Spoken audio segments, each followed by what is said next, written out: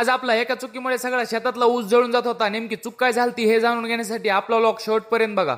राम राम मित्रांनो, सकाळी सकाळीच अर्धा लिटर दूध पिलं, कारण आज जायचं होतं लवकर शेतामध्ये. पाटेमध्ये जात असतानाच मस्त आपलं जांभळीचं झाड होतं. चलत चलतच मस्त 4-5 जांभळे तोडले आणि खात निघालो मस्त आपल्या ऊसाच्या रानाकडे. आज आपल्या ऊसाच्या शेतातील राहिलेली पाचट सगळी गोळा करून घ्यायची होती. तेच मस्त हळूहळू मी गोळा करत होतो. जी पाचट होती ती आपल्याला या मोठ्या ऊसाच्या साईडला घ्यायची होती, कारण नंतर आपल्याला पाचट वगैरे सगळं जाळून टाकायचं होतं. थोडीशी तहान लागली होती, मग काय गेलो मस्त आपल्या चुलत्याच्या विहिरीकडे. थोडीशी रिस्क घेऊन मस्त एक बॉटल पाणी काढलं प्यायला. वारं वगैरे थोडंसं शांत झाल्यावर एका कडीकडून मस्त दिली आग लावून. ते कुठं चुकून आग लागली तर ते विझवण्यासाठी मस्त लिंबाचे 4 ते 5 फटे घेऊन आलो. पाचट तर हळूहळू जळत होती आणि मी लक्ष देत होतो दुसरीकडे कुठं आग लागू नये म्हणून. मित्रांनो, किती पण लक्ष दिलं तर आगीच्या पुढे कुणाचं चलत नाही. शेवटी लागलाच आपल्या मोठ्या झालेल्या उसाला जाळ. कसं तरी लिंबाचे फटे मारून मारून लवकर घेतली विझून. तर जास्त लक्ष दिलं नसतं तर सगळा आलेला ऊस पण जळून गेला असता. तुम्ही सगळे बघू शकता मित्रांनो की इथं जरा जास्त पाचट असल्यामुळे आग जरा मोठ्या प्रमाणावर लागलेली आहे आणि आसपास दोन्ही साईडला पण चांगला आलेला ऊस आहे. माझी चूक फक्त एवढी झाली होती की मी आग लावल्याच्या नंतर मस्त मोबाईल बघत बसायचा आणि त्यामुळेच आपल्या थोड्याशा ऊसाचं नुकसान पण झालंय. त्यामुळे मित्रांनो, तुम्ही आग वगैरे लावल्याच्या नंतर खूप लक्ष देत जा, कारण एकदा जर आग लागली तर नंतर ती लवकर विझत पण नाही. शेवटी कशी बशी गेली सगळी पाचट जळून. तुम्ही सगळे बघू शकता की पाचट वगैरे जळून गेल्याच्या नंतर किती ऊस उघडे पडलेले आहेत आणि किती ऊसांचं वाटोळ झालेलं आहे. ते घरी येत असतानाच मस्त चढलो जांभळीच्या झाडावर आणि बसलो जांभळं खात, कारण थोडीशी भूक पण लागली होती आणि जांभळं पण चांगलेच पिकून गेलेले आहे. हे बघा मित्रांनो, जांभळं किती मस्त आणि किती मोठे मोठे आणि किती पिकून गेलेले आहेत. ते आपल्या मशीनं खाण्यासाठी मस्त वाड्याची पिंडी घेतली आणि निघालो मस्त घराकडे. घरी आल्याच मस्त फ्रेश वगैरे होऊन गेलो झोपी. मित्रांनो, तुम्हाला आजचा व्लॉग कसा वाटला कमेंट करून नक्की सांगा आणि फॉलो करायला विसरू नका. जय श्रीराम.